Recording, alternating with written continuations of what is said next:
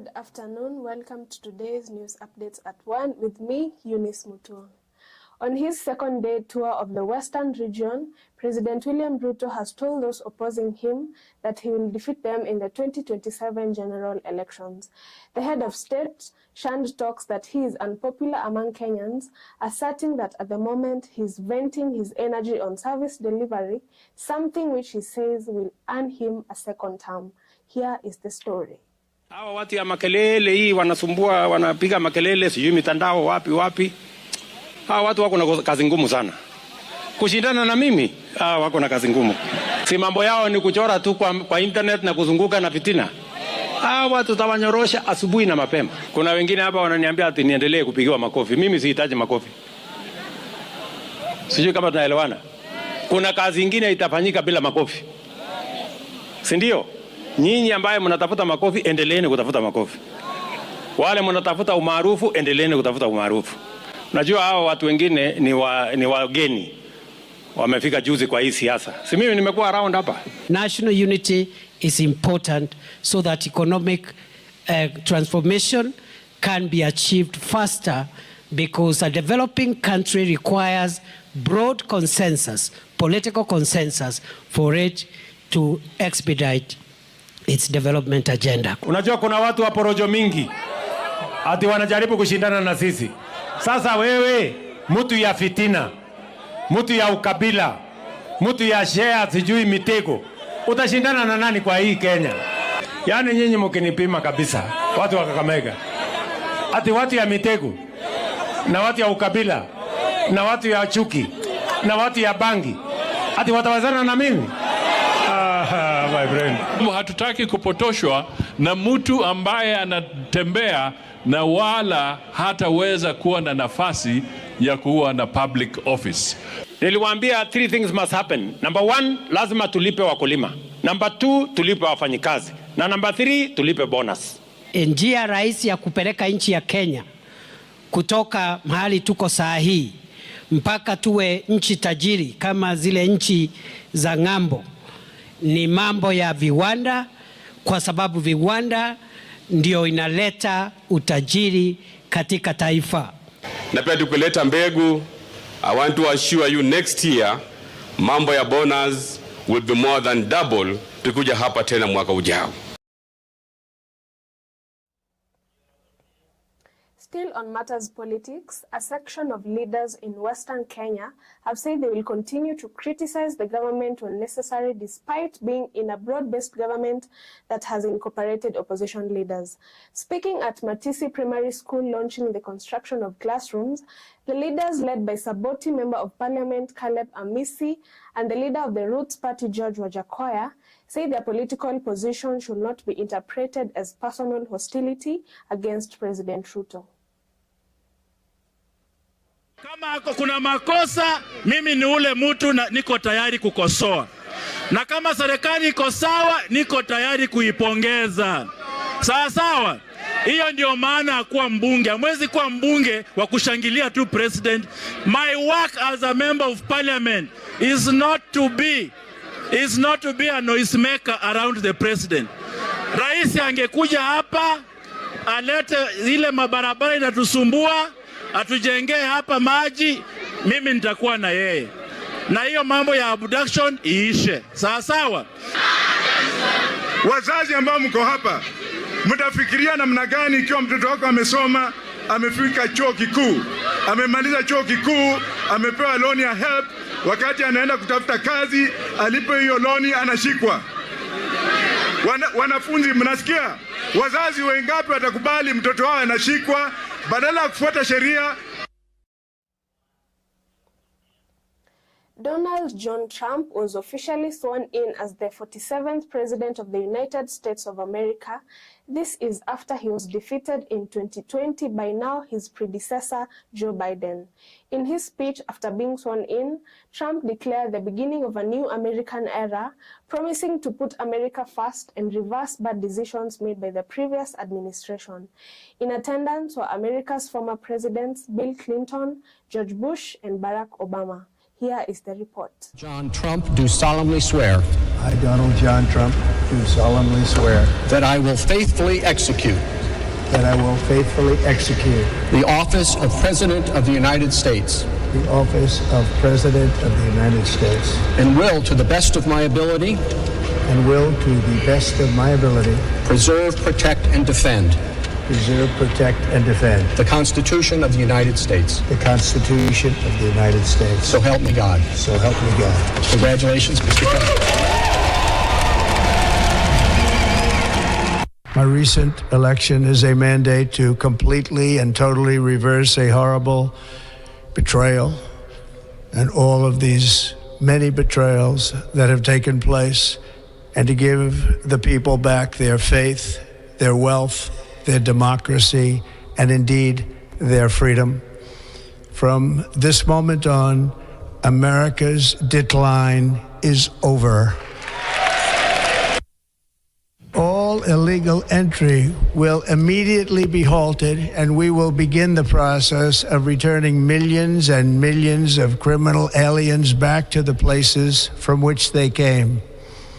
We will reinstate my Remain in Mexico policy.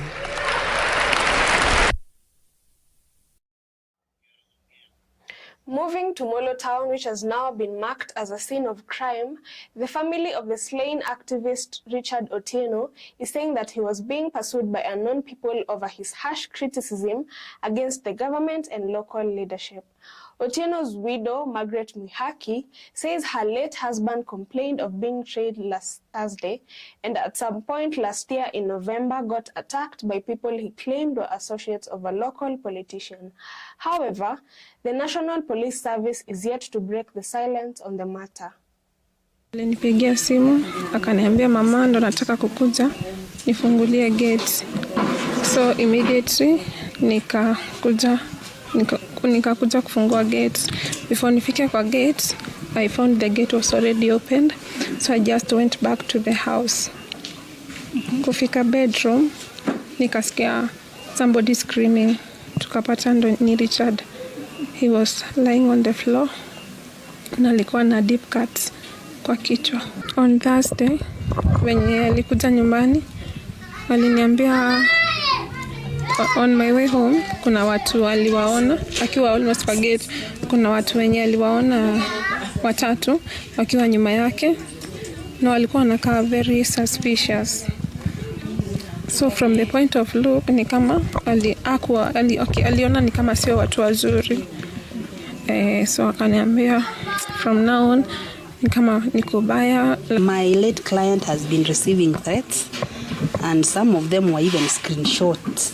And the screenshots are out in the public with specific names of individuals who had threatened him. Second thing wenye naomba ni justice kwa Richi. Na siombi justice kwa Richi because he's my brother. He is gone and he is gone forever. Na tumeumia, na tumeumia, but he is gone forever. Huyo hata sasa hata simfighting. But what I fight for justice, itoke Richi. Ndio huyu kijana mwingine pia asikuja akajipata kwa hiyo situation ya Richi.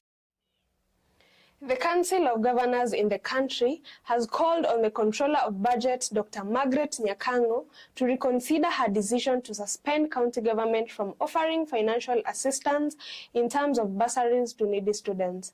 The governors have threatened to move to court if the directive is not overturned. Here is the story.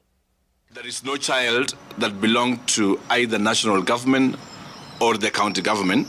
Having had deliberation, we resolved that first of all, we give dialogue a chance, and we begin an active engagement with the controller of budget, whom in our view has acted in a very unfair way. We would want that circular to be set aside because children of this country are at home.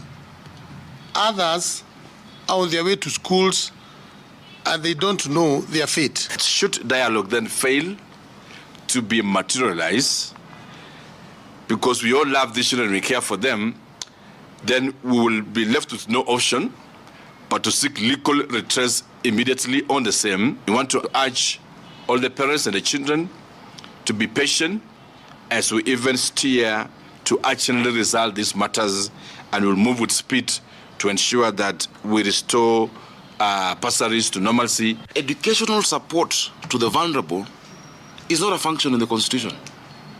In fact, it's not even a national function to do that. But we do it because of the state of things as they are. Bursaries have been issued for so many years. Has the COB just realized last week that we're supporting children in primary school? No, soon we'll just bring all the children there and our someshe. Ama atuambie what we do with these children. Nakuru police have started looking into a missing persons case involving Brian Odhiambo, a 31-year-old fisherman. Odhiambo was last seen on Saturday of last week after he was allegedly confronted by Kenya Wildlife Service personnel who caught him attempting to fish in a prohibited area. Odhiambo's family claims that KWS has denied arresting him despite witnesses reporting that he was seized by the officers. Niliona tu maskari wawili wameshika fence ya gemu, wawili wakashika Brian wakarusha huko ndani.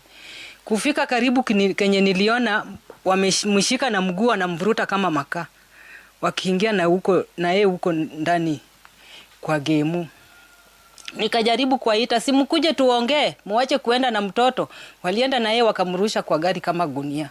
Game Rangers walichukua Brian. So our Game Rangers tunafaa kuproduce Brian. So sisi kitu tu tunaomba ni tupo hiyo roster yao Game Rangers wenye walichukua Brayo. Au ndo atupe kwenye walipeleka Brayo. Nataka Brayo. Nataka kani kiwete ndalisha. Kama amekufa nitazika.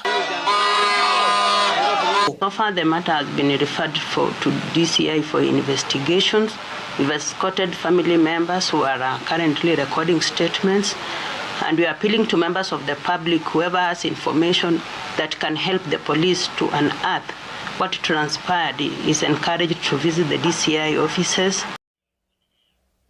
The 3 East African countries of Kenya, Tanzania, and Uganda will have the opportunity to reassess their readiness and test all of their systems before the tournament thanks to the postponed African Nations Tournament CHAN.